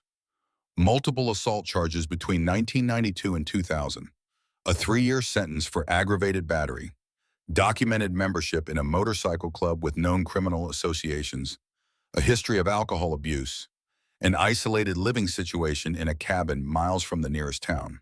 Your Honor, while Mr. Garrison may have avoided legal trouble in recent decades, the court must consider the pattern of behavior that defined the first half of his adult life. A child's safety cannot be gambled on the hope that someone has changed. Hank sat rigid in his chair, his jaw clenched so tight the muscles jumped beneath the skin. Every word Sloan spoke was true. That was the cruelest part. She was not lying. She was simply telling the story of who he had been, and it was a story ugly enough to decide everything. Furthermore, Sloan continued producing a document from her binder. Mr. Garrison's emergency guardianship petition was already denied by this court due to these very concerns. We see no reason why the court's assessment should change. She sat down. The courtroom exhaled. Judge Crawford turned to Hank's side. Mr. Garrison, would you like to address the court? Hank stood slowly. The tie felt like a noose around his neck. His hands trembled at his sides. He had practiced this speech 100 times in the quiet of his cabin, with Emma sleeping down the hall and the night pressing against the windows. But now standing before a judge in a room full of people, and the man who wanted to take his daughter, the words felt like stones in his mouth. He looked at Emma. She sat between Pastor June and Ms. Sweld, her feet dangling above the floor, her bunny clutched to her chest. She gave him a small nod, and something in that gesture, that tiny act of faith from a 5-year-old who believed in him without reservation, unlocked the words. Your Honor, I'm not good at fancy words. His voice came out rough but steady, carrying across the silent room.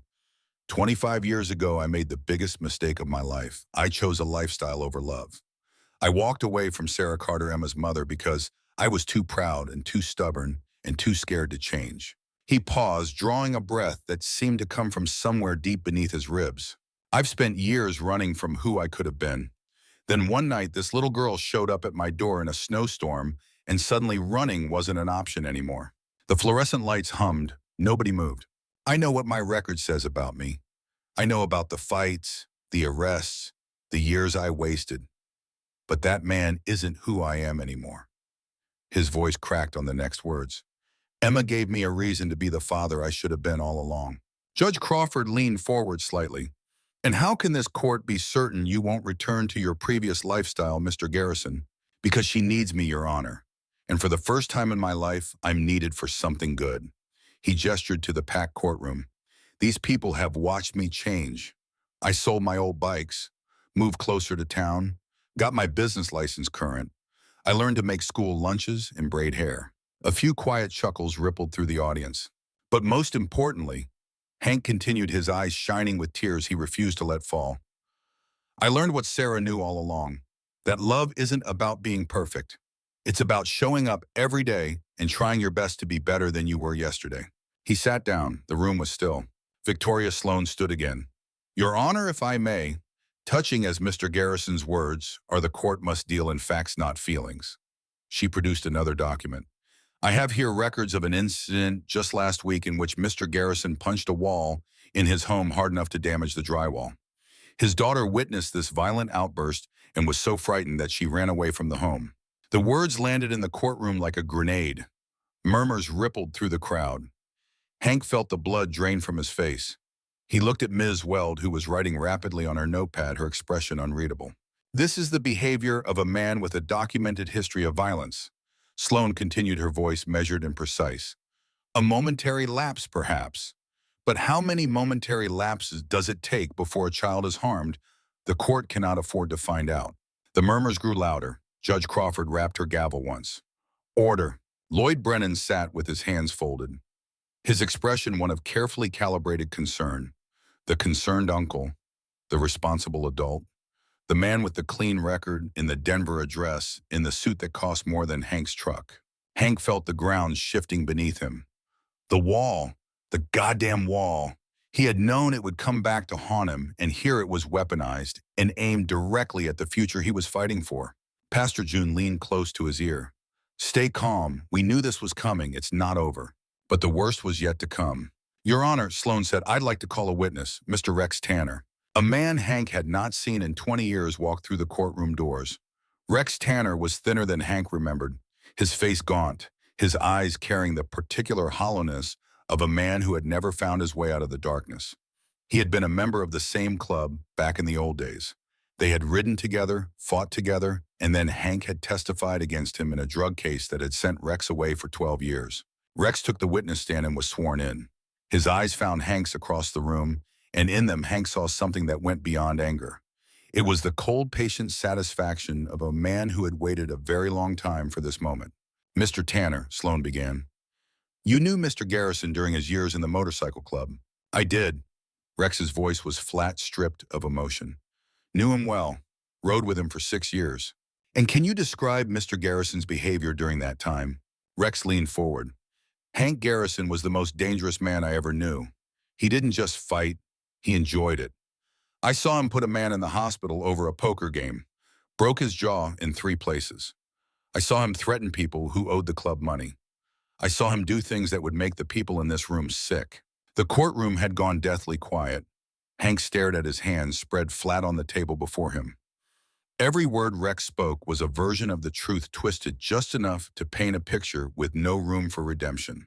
And is it your opinion that Mr. Garrison has truly changed? Rex looked directly at Hank. Men like us don't change, ma'am. We just get better at hiding who we really are. The words hung in the air like smoke.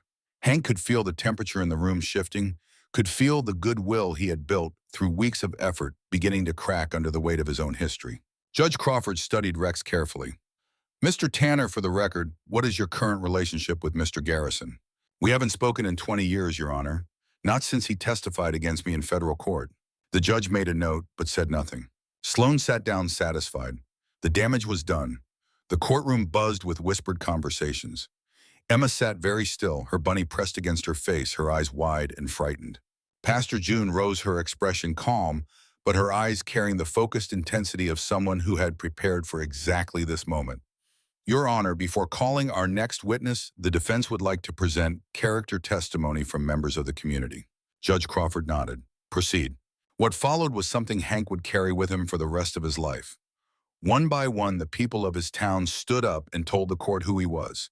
Not who he had been, who he was now. Jimmy Dalton went first, the veteran with the prosthetic leg.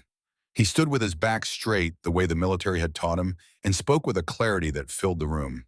When I came back from Afghanistan, I was in the darkest place a man can be. My bike was the only thing keeping me going, but it was falling apart and I couldn't afford repairs. Hank Garrison rebuilt that motorcycle from the frame up, spent 6 weeks on it, never charged me a dime. Jimmy paused, steadying himself, and then he did something nobody else bothered to do.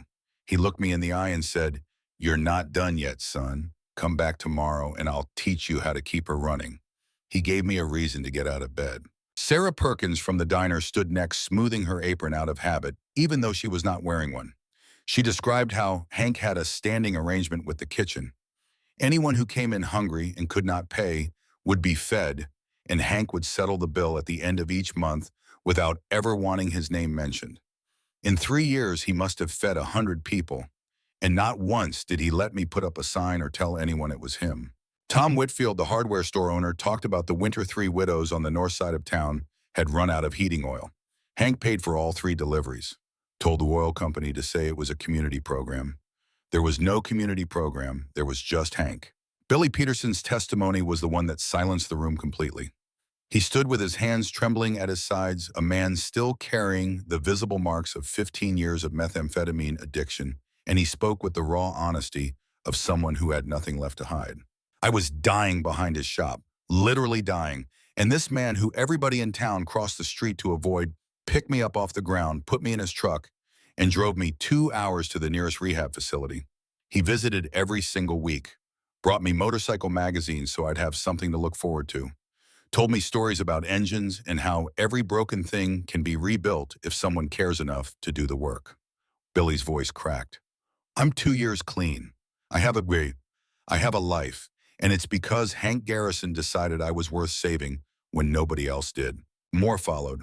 The school janitor whose car Hank had repaired for free after his wife's surgery. A teenage boy named Danny whom Hank had hired as an apprentice when the boy's own father had kicked him out. A single mother whose furnace Hank had fixed on Christmas Eve, staying until midnight to make sure her children would wake up warm on Christmas morning. Each story was a brick laid against the wall of Hank's criminal record, and by the time the last witness sat down, something had shifted in the room. The air felt different. Victoria Sloan's expression had tightened with each testimony, her pen pressing harder against her legal pad. Lloyd Brennan had stopped arranging his cufflinks and was staring at the table. Judge Crawford had listened to every word without interruption. Hank noticed that she had stopped writing notes halfway through. She was simply listening the way people listen when something reaches past professional training to the human being underneath. Then Emma stood up.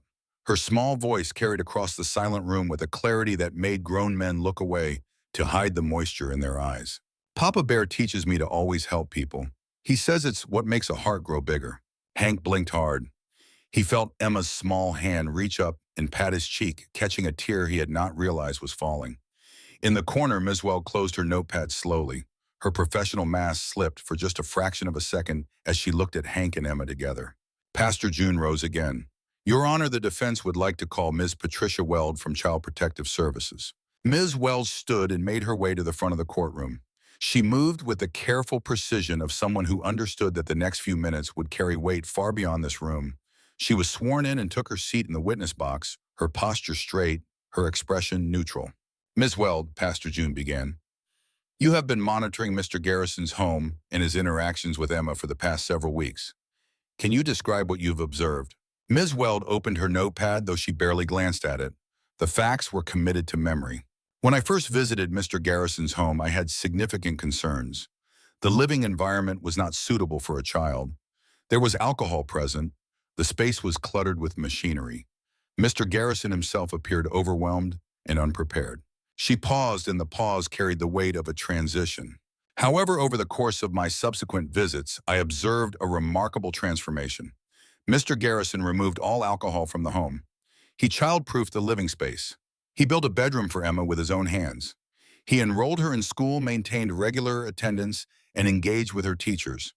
He established routines including meals, bedtime, and homework supervision. The courtroom listened intently. Even Lloyd Brennan's carefully composed expression flickered.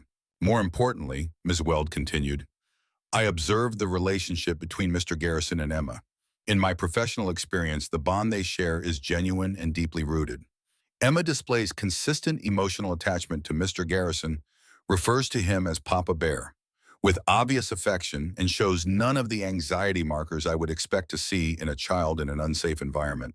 And the incident with the wall, Pastor June asked. Ms. Weld nodded.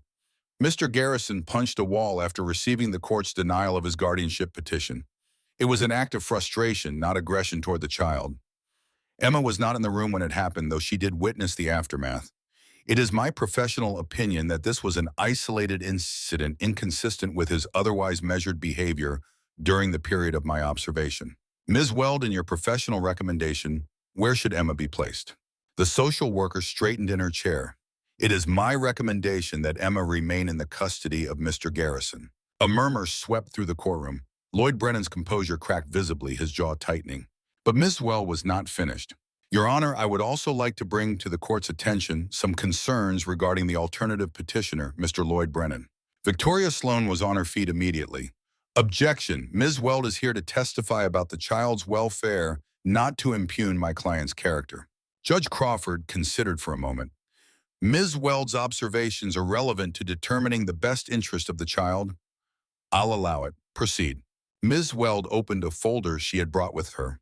In the course of my investigation, I conducted background checks on all parties seeking guardianship of Emma. Mr. Brennan's financial records show a pattern of significant debt, including outstanding balances with multiple creditors and a civil judgment from a failed business venture in 2022. Additionally, I discovered that Mr. Brennan is currently under investigation by the Colorado Department of Insurance for suspected fraud related to a life insurance claim filed on behalf of a deceased business partner. The courtroom erupted. Lloyd Brennan's face went white, then red. Victoria Sloan was speaking rapidly into his ear, but he shook her off, half rising from his chair. That's confidential information. He snapped his polished veneer, cracking like thin ice. Judge Crawford brought her gavel down sharply. Order, Mr. Brennan, you will remain seated. She turned back to Ms. Weld. Continue. Furthermore, Your Honor, I have in my possession a letter written by the deceased Sarah Carter, which specifically addresses Mr. Brennan's intentions regarding her daughter. Pastor June produced the letter and submitted it as evidence. The judge read it in silence, her expression growing more severe with each line.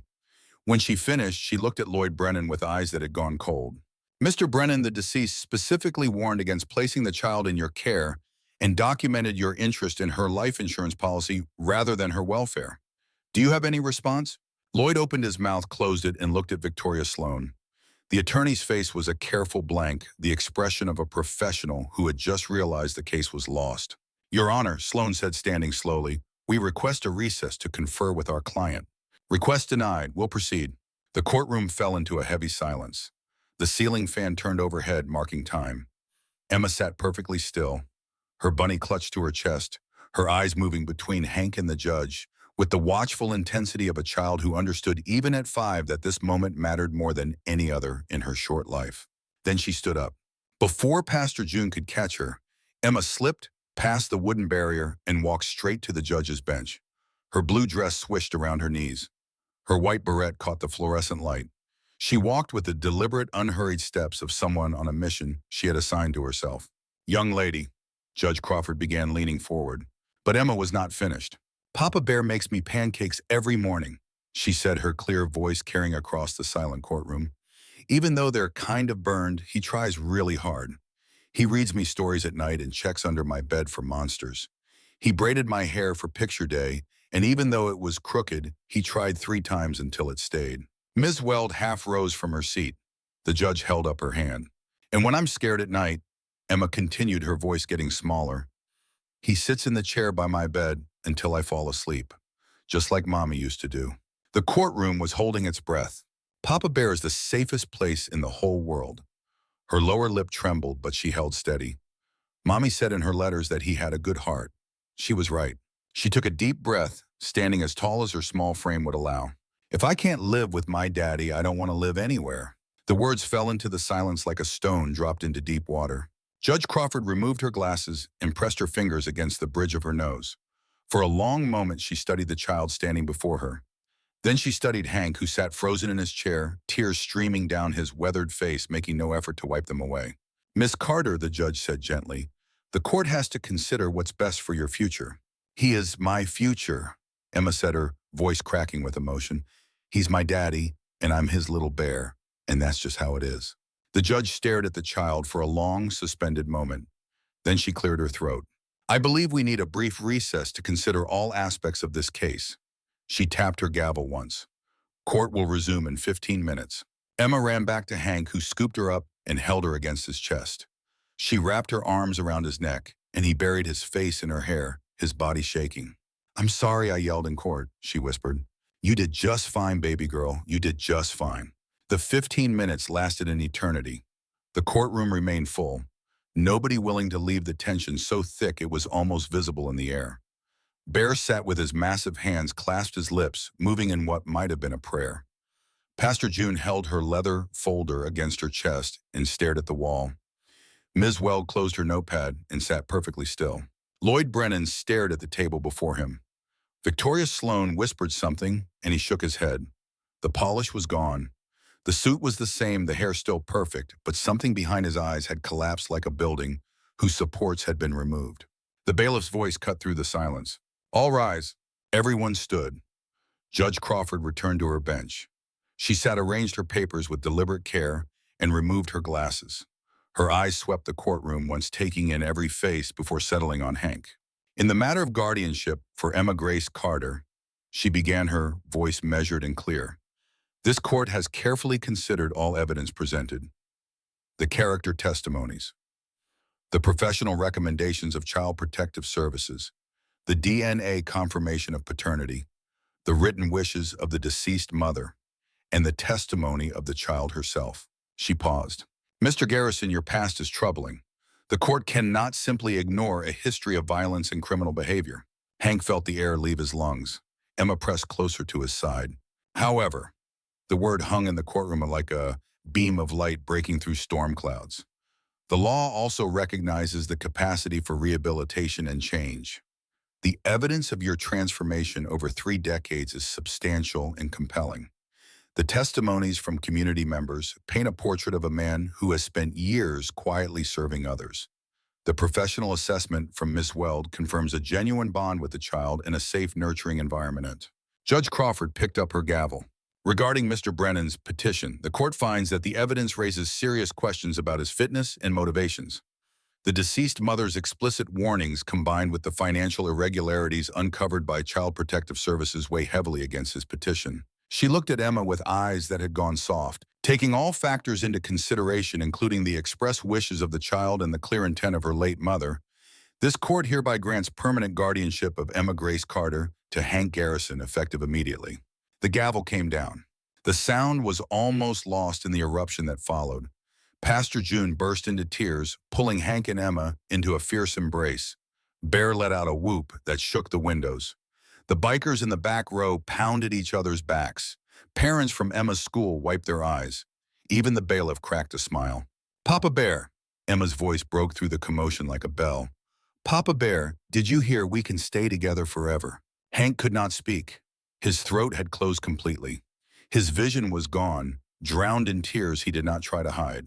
For the first time in decades, these were not tears of rage or regret or whiskey-soaked self-pity. They were tears of pure, uncomplicated joy. He dropped to his knees in the middle of the courtroom. He did not care who saw. Let them see the fearsome ex-biker weep. Let them see the man with the criminal record and the tattooed hands kneel on a courtroom floor and hold his daughter like she was the only thing keeping the world from spinning apart. Emma threw her arms around his neck. "We did it, Daddy," she whispered, her voice full of love and triumph. "We did it." Through his tears, Hank caught Judge Crawford watching them. The stern facade had cracked, and what showed through was something human and kind. She gathered her papers and slipped quietly through the side door, leaving father and daughter to their reunion. Miss Weld approached, her professional mask fully dissolved. "Congratulations, Mr. Garrison." She smiled, and for the first time the smile reached her eyes. "Take good care of her." "I will," Hank managed. "I will." Lloyd Brennan was already gone. He had slipped out during the celebration, Victoria Sloan beside him, their footsteps lost in the thunder of applause. Hank did not see him leave and would not have cared if he had. Lloyd Brennan belonged to a story that was over now. Outside the courthouse, the Montana sun blazed overhead. The sky was impossibly blue, the air sharp and clean and full of the scent of pine. Hank carried Emma down the stone steps, her arms still locked around his neck, her bunny dangling against his back. The crowd spilled out behind them, clapping and calling out congratulations. Bear clapped Hank on the shoulder hard enough to stagger him. "Proud of you, brother." Wrench just nodded, his eyes bright. Doc Harding pressed a small package into Hank's hand. "From all of us. Open it later." At the bottom of the steps, Hank set Emma down. She looked up at him, her face streaked with dried tears, but radiant with a happiness that seemed to glow from somewhere inside her. "Can we go home now, Papa Bear?" "Yeah, baby girl, let's go home." They drove back to the cabin in silence, but it was a different kind of silence than the one that had filled the truck on the way to the courthouse. This silence was warm and full, the silence of two people who no longer needed words to say what mattered. Emma held her bunny against the window as though showing it the mountains and the sky and the road that led to the place where they belonged. That evening, Hank opened the package Doc Harding had given him on the courthouse steps. Inside was a small silver locket on a chain. He opened it and found 2 photographs. On one side, a picture of Sarah young and radiant, her golden hair catching the light. On the other side, a picture of Emma that one of the bikers must have taken during the barbecue, her face lit by firelight, her new leather vest gleaming, her smile wide enough to hold the entire world. Hank fastened the locket around Emma's neck that night as he tucked her in. "What's inside?" she asked, opening it carefully. "That's your mama on one side and you on the other." Emma studied both photographs with the solemnity of a child holding something sacred. Now she can always be close to my heart, she said, and so can I be close to hers. She fell asleep with the locket clasped in her small fist, and Hank sat in his chair and watched her. And outside, the Montana wind sang through the pines with a sound that no longer resembled loneliness. The weeks that followed moved with the steady rhythm of a new life finding its shape. Hank patched the hole he had punched in the wall and painted over it. He enrolled in anger management counseling at Pastor June's suggestion, driving to the city once a week for sessions with a therapist who did not judge and did not flinch at the stories Hank carried. He learned words for things he had spent a lifetime running from: grief, regret, fear of abandonment, the particular terror of loving someone so much that the thought of losing them made the ground feel unstable beneath his feet.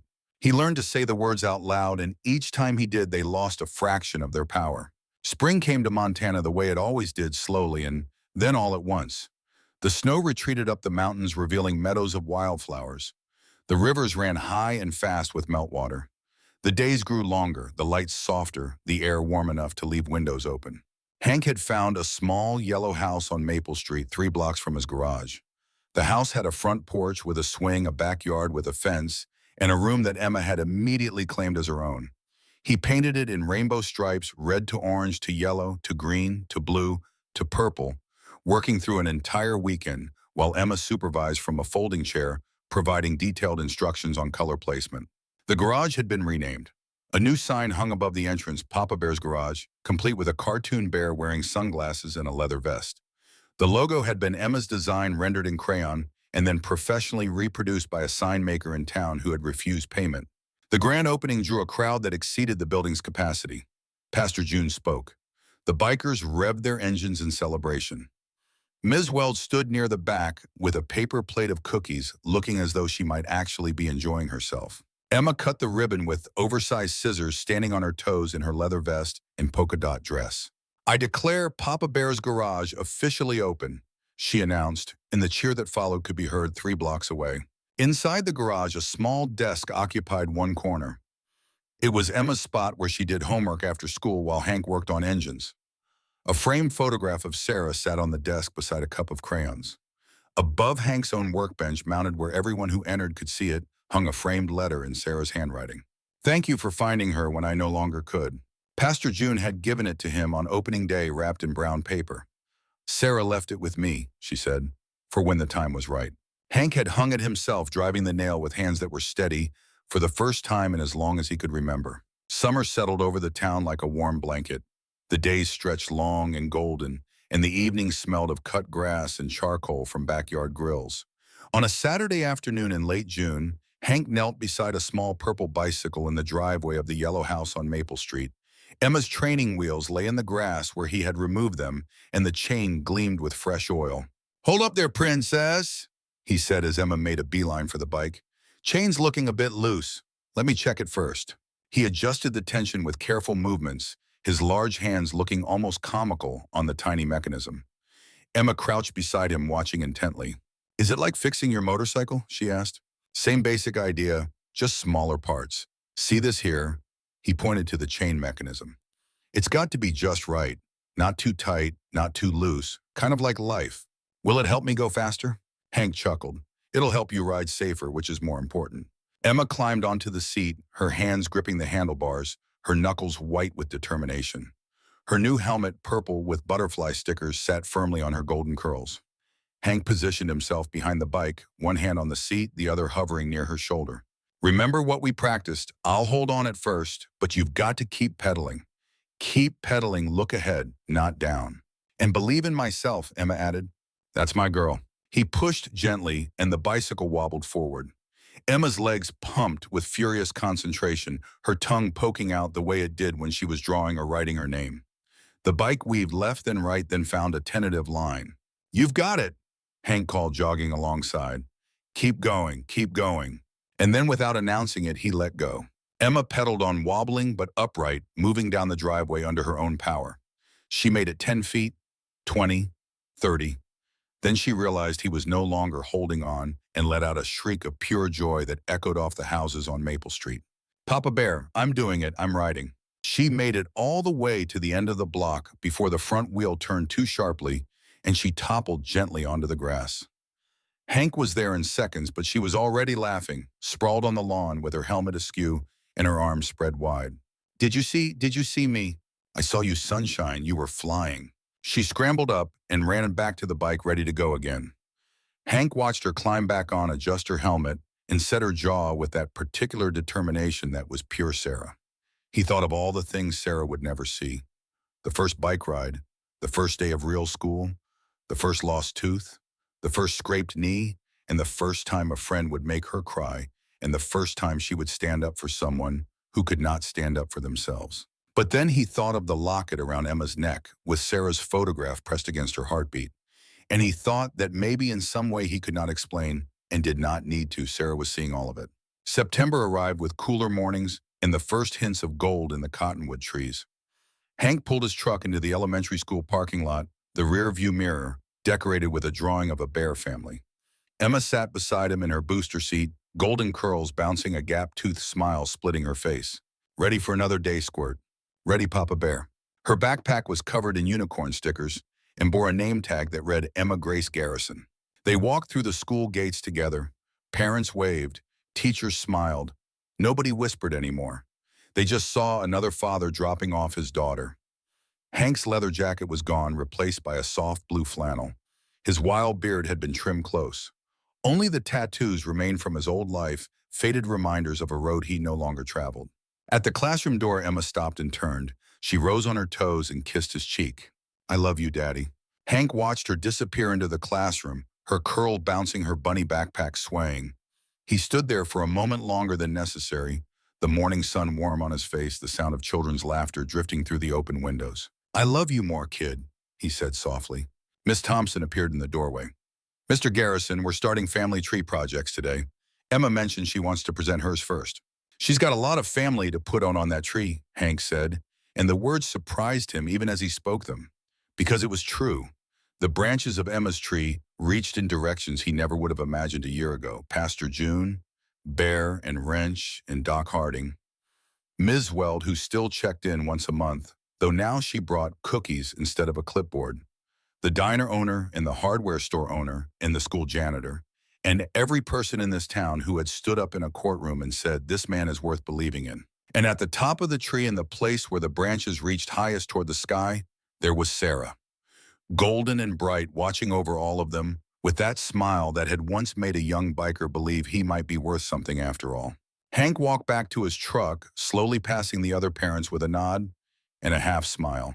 The parking lot was clearing out engines, starting car doors closing, the ordinary sounds of ordinary people beginning ordinary days. He had never imagined he would be one of them, had never believed he deserved to be. He climbed into the cab and sat for a moment in the quiet. Through the windshield, the mountains rose in the distance, their peaks dusted with the first early snow. The sky above them was the deepest blue he had ever seen, as though the atmosphere itself was trying to show him how far things could reach when they were given room to grow. He pulled out his wallet. Emma's drawing fell out, the one from her first week of school, now creased and worn soft from being carried every day. A big figure in black, with a red heart showing through his jacket, a small figure with yellow curls, and above them both a woman surrounded by golden light watching from the sky.